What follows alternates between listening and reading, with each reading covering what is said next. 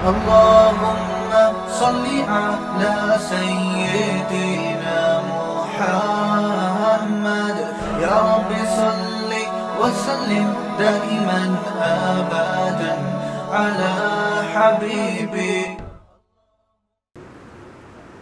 قرآن نے بہت سارے دلائل دیے آخرت کے وجود پر کہ اگر آخرت نہیں ہے تو ام نجعل الذین آمنوا وعملوا الصالحات کالمفسدین فی الارض ام نجعل المتقین کالفجار افنجعل المسلمین کالمجرمین. ان سب کا ایک ہی مفہوم ہے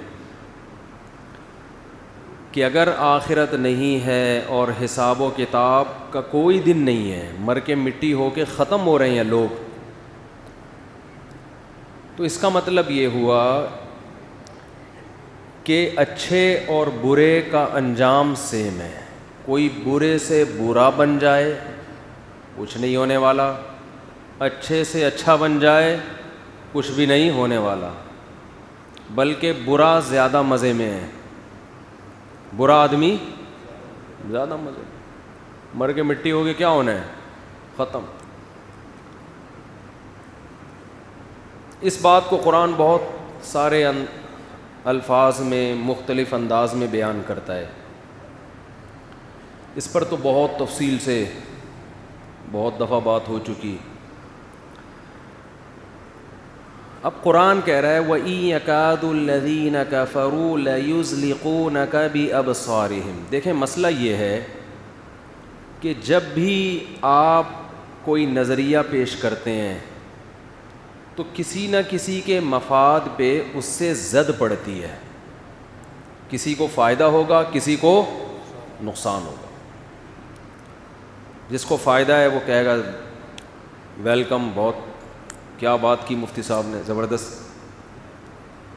جیسے جس کا دوسری کا پہلے سے ارادہ ہو وہ میری 4 شادیوں کے بیان پہ فوراً متفق ہو جائے گا, چاہے ایک بھی دلیل نہ سنی اس نے, یہ زبردست بات کی. یہ مفتی ہے جو ممبر پہ حق بولتا ہے.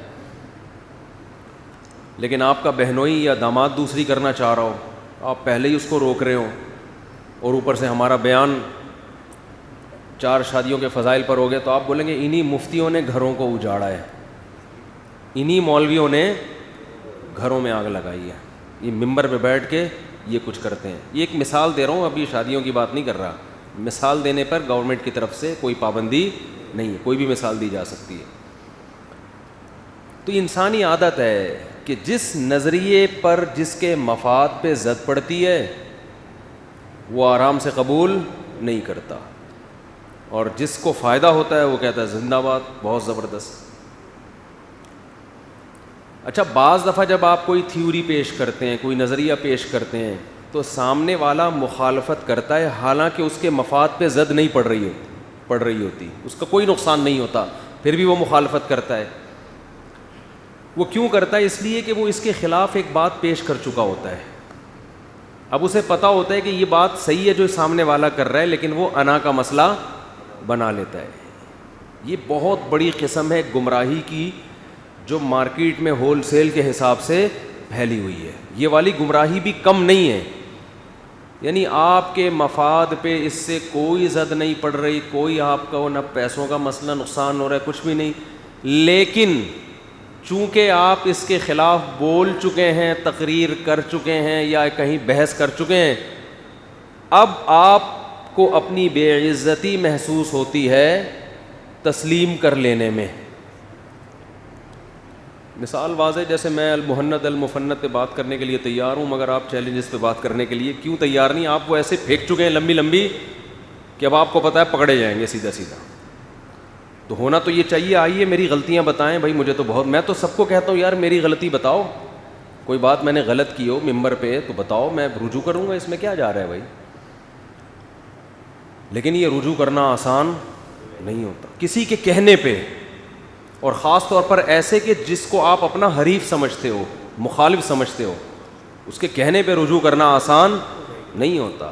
یہ ظرف بہت کم لوگوں کو اللہ نے دیا, اور وہی حق پرست ہوتے ہیں. حضرت ابو بکر کا کمال کیوں ہے, صحابہ میں سب سے اونچا مقام کیوں ہے کہ نبی کی دعوت پر پہلی دفعہ میں ہی لبیک کہہ دیا انہوں نے. اپنے باپ دادا کی رسومات, اپنا کلچر, خاندانی پرمپرا, اس کو ذرا بھی رکاوٹ نہیں سمجھا, اور بھی ایمان لائے مگر تھوڑا سا سوچ کے, پہلے دشمنی کی, مخالفت کی, اس کے بعد جا کے ان کی سمجھ میں آیا. تو اسی وجہ سے کہتے ہیں حضرت ابو بکر سب سے پہلا نمبر لے گئے, جہاں دعوت سنی کہا کہ 100% ایگری. حالانکہ وہ بھی اسی ماحول میں تھے, ان کے باپ دادا بھی وہی بت پرستی کرتے آ رہے تھے, مگر حق میں خاندان اور معاشرے کو ذرا بھی رکاوٹ نہیں بنایا. میں اکثر ایک بات کہتا ہوں, اسے خوب اچھی طرح سمجھیں. اصل لبرل لوگ پتہ ہے کون ہیں؟ جو اسلام کو فالو کرتے ہیں, یہ ہے لبرل لوگ. باقی ذہنی غلام ہیں. لوگ کہتے ہیں نا مذہب آپ کو ذہنی غلامی میں ڈال دیتا ہے, آپ ذہنی طور پر مذہب کے غلام بن جاتے ہیں. اور لبرلزم کسے کہتے ہیں؟ آزادی, کسی ایک نظریے کے آپ غلام نہیں ہیں, پابند نہیں ہیں. یہ بات 100% غلط ہے. مذہب آپ کو ہر قسم کے نظریات سے کیا کرتا ہے؟ آزاد. حق کو فالو کرنے کا حکم دیتا ہے کہ جو آپ کو حق لگے اس کو فالو کرو, اور یہ دعویٰ کرتا ہے کہ اگر تم براڈ مائنڈڈ ہو کے, نیوٹرل ہو کے غور کرو گے تو تمہیں اس کے علاوہ کچھ حق لگے گا ہی نہیں. اور جتنے لوگ جو مذہب کو فالو نہیں کرتے وہ بات براڈ مائنڈڈ ہونے کی, لبرل ہونے کی کرتے ہیں, وہ اگر وہ حقیقت میں لبرل ہوتے نہیں ہیں, وہ ایک نظریے کو فالو کر رہے ہوتے ہیں, ان کو پتہ ہوتا ہے یہ 100% غلط ہے, مگر چونکہ وہ نظریہ لبرلزم کی پہچان بن چکا ہوتا ہے تو اس پہچان کی وجہ سے وہ اس کو فالو کر رہے ہوتے ہیں کہ اگر ہم نے اس کو فالو نہیں کیا تو ہم پر فنڈامنٹلسٹ ہونے کی چھاپ لگ جائے گی. بہت مشکل ہے. مثال کے طور پر فار ایگزامپل سے مجھے پتہ ہے ایک لفظ یاد آتا ہے.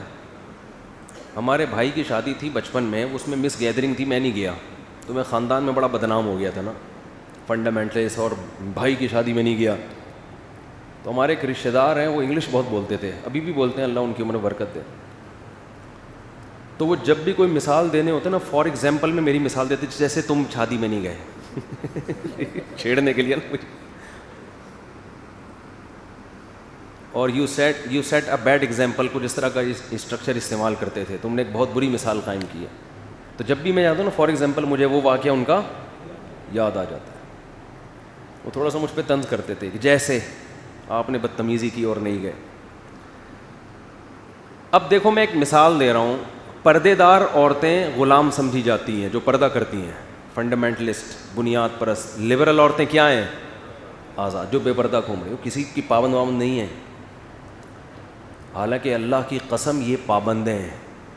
ان کو دلائل کی دنیا میں سمجھ میں آ رہا ہے کہ پردہ اصل ہے, مگر ذہنی غلامی مغرب کی ہے. یہ اپنے اوپر مذہب کی چھاپ کو برداشت کرنا پسند, یہ ان کو بے عزتی محسوس ہوتی ہے کہ لوگ کہیں گے مذہبی خاتون ہیں. اس چھاپ اور اس تانے سے بچنے کے لیے, جو معاشرے میں برا سمجھا جاتا ہے تانا, اس سے بچنے کے لیے ان تمام دلائل کو ایک طرف رکھا اور مغرب کی ذہنی غلامی اختیار کی انہوں نے. جو عورت پردہ کر رہی ہے وہ کلچر کو فالو بولو نہیں کر, وہ لبرل ہے. وہ کہہ رہی دلائل سے پتہ چلتا ہے کہ پردہ اسلام کا حکم بالکل ٹھیک ہے. جو کلچر کے اگینسٹ چل رہا ہے اس کو کہہ دیا کہ وہ لبرل نہیں ہے بھائی, اور جو کلچر کا غلام ہے اس کو کیا کہتے ہیں؟ لبرل ہے. تو وہی ہے نارنگی, رنگی کو نارنگی کہہ رہے ہیں. جو انتہائی کلرفل اورنج ہے نا اس کو نارنگی کہتے ہیں, حالانکہ اس میں تو رنگ بھرا ہوا ہے. اور جو دودھ کو پکا مکا کے جو اصل مال نکلا ہے اس کو کھویا کہتے ہیں, گویا کھو دیا ہم نے دودھ. تو اور جو چلنے والی چیز ہے اس کو گاڑی, جو گاڑی کسے کہتے ہیں؟ جو گاڑ دی جائے زمین, چلتی ہوئی چیز کو کیا کہتے ہیں؟ گاڑی. کھوپڑی میں آتی ہے یہ چیزیں, تو الٹی چل رہی ہے دنیا. تو اسلام جتنا لبرلزم کی دعوت دیتا ہے نا آپ کو براڈ مائنڈڈ ہونے کی, اتنا دعوت تو دنیا میں کوئی بھی نہیں دیتا.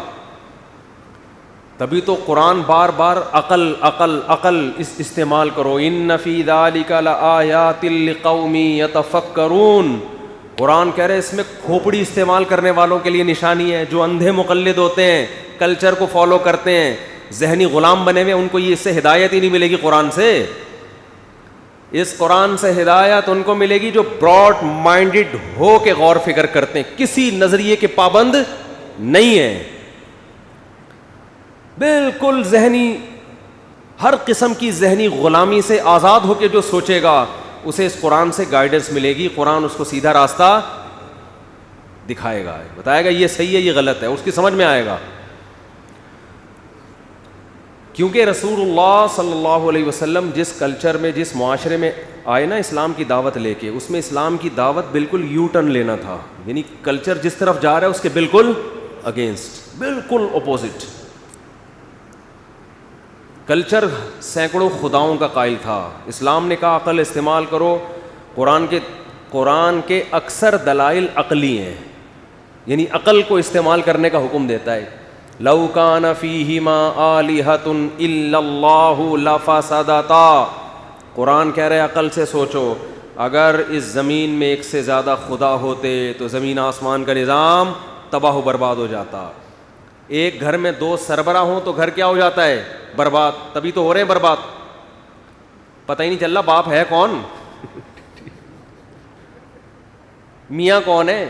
ابھی وہ امریکہ سے ایک دوست آئے ہوئے ہمارے، پتہ نہیں بیان میں بیٹھیں کہ نہیں بیٹھے. وہ کہہ رہے ہیں امریکہ میں جو بیوی ہے وہ میاں ہوتی ہے، جو میاں ہوتا ہے وہ کیا ہوتی ہے؟ جو لگ رہا ہے سارا ہوتا ہے. اس کو اتنے حقوق دے دیے انہوں نے کہ مرد اگر ہاتھ اٹھا لے وہ تو گیا، عورت چترول لگا لے تو کوئی اتنا بڑا کیس نہیں بنتا اس پہ. تو گھر کا بھی ایک سربراہ ہوتا ہے، نہیں ہے تو آج سے بنا لے، جا کے الیکشن کروا دیں، بے شک بچے کو باپ بنا دیں لیکن بنائیں کسی کو ضرور. یہ جو گھر میں اتنے فسادات ہو رہے ہیں نا، اس کی وجہ یہ ہے کہ گھر میں ایک امیر کی اطاعت، اللہ نے تو بنا دیا شوہر کو نا، باپ کو بنا دیا، شوہر کو بنا دیا، لیکن اگر آپ کو اللہ والا حساب سمجھ میں نہیں آ رہا ہے تو چلو یار الیکشن کرا کے بیوی کو بنا دو، بچے کو باپ بنا دو، لیکن جب اختلاف ہوگا تو چلے گی کس کی؟ ایک کی. اس سے گھر میں سکون ہوگا. اس کے علاوہ تعویذ گنڈوں سے وظیفوں میں ٹائم ضائع مت کرو، کخ بھی نہیں ہونے والا اس سے. ایک تو لوگوں کو صحیح حل بتایا نہیں جاتا، اوپر سے وظیفوں میں لگا کے جو اصل حل ہے اس سے اور زیادہ غافل کر دیتے. میں وظیفوں کے مخالف نہیں ہوں، پڑھ لیں، اچھی بات ہے، اللہ کا نام لینے کی توفیق مل رہی ہے، لیکن یہ حل نہیں ہے. اور ہمارے ملک بھی کیوں نہیں چل پا رہا ہے پتہ ہے؟ ایک آدمی کے ہاتھ میں پاور ہی نہیں ہے، پتہ ہی نہیں چل رہا کس کمبخت کا کام سڑکیں ٹھیک کرنا ہے، گٹر کے ڈھکن کون لگائے گا، کس کو گالیاں دیں، کس کو برا کہیں. جب بھی آپ کراچی میں امن کی بات کرو تو یہ فلاں کا شعبہ ہے. ابے بھائی یہ سڑک بنا دو، یہ فلاں کا، یہ ہمارا نہیں ہے، یہ ہیڈک کس کا ہے، یہ فلاں وزارت کا ہے. یہ پتہ ہی نہیں چل رہا ہوتا کس کے سینٹ میں جو بل پاس ہوا ہے ابھی خاندانی نظام کی تباہی والا، اس میں پی ٹی آئی کو گالیاں دینی ہے یا مسلم لیگ کو دینی ہے یا نون لیگ کو دینی ہے، کس کو گالیاں، یہی نہیں پتہ چل رہا.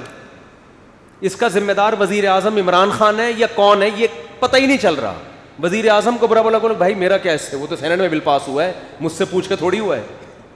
تو عجیب کھچڑی چل رہی ہے. جس قوم میں، جس ملک کو یہی نہیں پتا ہو کہ کس کے ذمے کیا کام ہے، اس میں ترقی کے خواب دیکھنا حماقت ہے. تو صدارتی نظام ہونا چاہیے جیسے امریکہ میں ہے، ہر چیز کا ذمہ دار ڈونلڈ ٹرمپ نکلتا تھا، صحیح ہے نا. تو یہاں تو کچھ ہے ہی نہیں. ایک متحدہ عرب، بات ہٹ رہی ہے موضوع سے لیکن کسی حد تک موضوع ہی پہ ہو رہی ہے. یہ متحدہ عرب امارات سے نا ایک صاحب، میں لاہور کے اسٹیشن پہ بیٹھا ہوا گھر والوں کے ساتھ ٹرین میں واپس آ رہا ہوں، تو ایک صاحب بیٹھے ہوئے عربی، ٹوٹی پھوٹی اردو بھی آتی، مجھے دیکھ کے پہچان گئے، کہنے لگے آپ فلاں. میں نے کہا جی ہاں. تو عربی بڑی اچھی تھی ان کی، عرب متحدہ عرب امارات کے تھے. تو انہوں نے بتایا پتہ نہیں وہاں کی آرمی میں ہے یا کس میں ہے، کیا ہے. تو مجھے کہنے لگے کہ یار یہ عجیب ملک ہے. انہوں نے کہا ہمارے ہاں یو اے ای میں جو بھی مسئلہ ہو ذمہ دار بادشاہ ہوتا ہے، اور بادشاہ اپنی ذمہ داری سمجھ کے اس کو پورا کرنے کی کوشش. کہہ رہے ہیں مجھے یہاں اتنے مہینے ہو گئے، مجھے یہی نہیں سمجھ میں آ رہا کہ کس کام کا ذمہ دار ہے کون، پکڑیں کس کو جا کے. اور اس کا فائدہ لوگ اٹھاتے ہیں، سیاسی جماعتیں. مثال کے طور پر گٹر اگر کھلے ہوئے ہیں نا، لوگ گر رہے ہیں اس میں، تو جس کی ذمہ داری نہیں ہے وہ اس کو گالیاں دینا کہ دیکھو یہ گٹر کھلے ہوئے ہیں فلاں کے دور حکومت، حالانکہ وہ خود ذمہ دار ہوتا ہے اس کا بعض دفعہ. تو کچھ عجیب گند مچا ہوا ہے یار. یہ وہ حیران ہو رہا تھا، کہہ رہے تم لوگ چل کیسے رہے ہو، تمہارا تو کوئی سسٹم ہی نہیں ہے. اتنے محکمے بنے ہوئے ہیں اور ہر محکمے کا بڑا ہی الگ ہے کوئی, تو یہ بربادی ہے. مسلمانوں کا تو ایک بادشاہ ہوا کرتا تھا یار, ایک خلیفہ ہوا کرتا. چلو اب پوری دنیا کے مسلمانوں کا ایک خلیفہ نہیں ہے, تو ایک ملک کا تو کم از کم ایک خلیفہ ہو نا, کہ ہر چیز کی رسپانسبلٹی بالآخر اس خلیفے کی ہو. اس خلیفے کو آپ وزیر اعظم بول دو, صدر بول دو, ہمیں ناموں میں کوئی مسئلہ نہیں ہے. آپ اس کو صدر مملکت بول دو, پریزیڈنٹ بول دو, وزیر اعظم بول دو, پرائم منسٹر, کچھ بھی بول دو, آپ اس کو خادم القوم بول دو آپ اس کو, لیکن ایک آدمی کیا ہونا چاہیے, اختیارات کس کے پاس ہوں, ایک آدمی. یہ اسلام کا مزاج یہ ہے. مفتی طارق مسعود صاحب کے بیانات سننے کے لیے youtube.com/مفتی طارق مسعود کو سبسکرائب کریں, اور اگر آپ لائیو ویڈیو کو کبھی بھی مس نہیں کرنا چاہتے ہیں تو سبسکرائب کرنے کے بعد بیل آئیکن پہ کلک کرنا مت بھولیں. جزاک اللہ.